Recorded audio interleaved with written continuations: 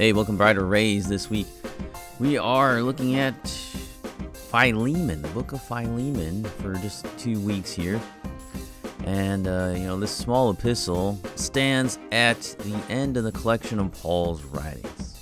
It is unusual because, unlike the other letters that are, they contain things that are more general and applicable to all the churches, though there are specific things mentioned in each one.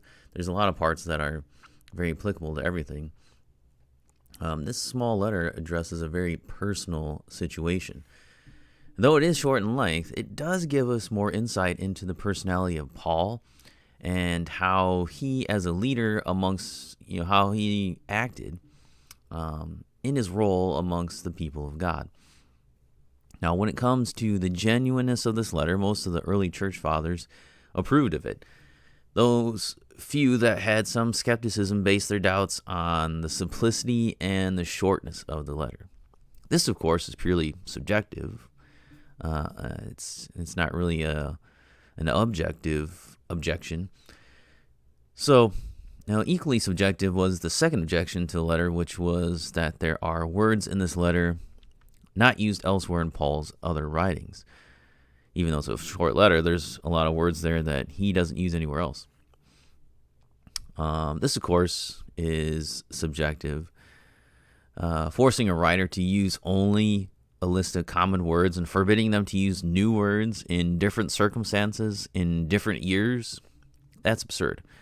This would deny Paul's authorship if he were to use the words of those he was trying to refute in a specific situation, or if he used familiar language when a person was someone that he was familiar with, acquainted with, like a person such as Timothy.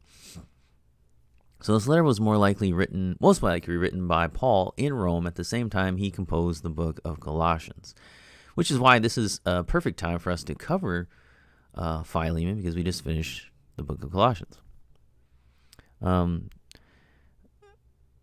So this letter was written probably by him in Rome and then sent out with Tychicus to Colossae sometime around the early 60s, between 62 to 64 is what's estimated.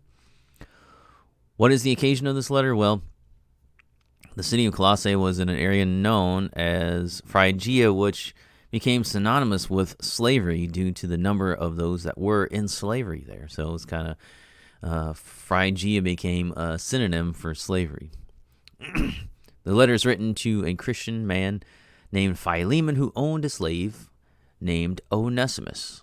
For some unknown reason, Onesimus fled from Philemon and ended up meeting the Apostle Paul.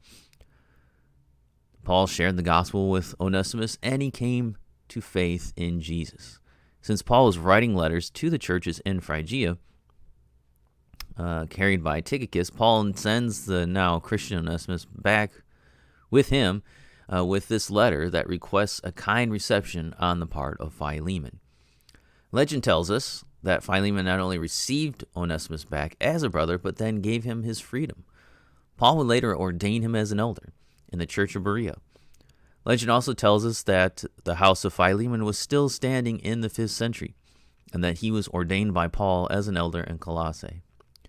Onesimus and he were said to have been martyred in Rome. With that short background, we can turn to the text of the letter next time and see how it will teach, reprove, correct, and train us in righteousness.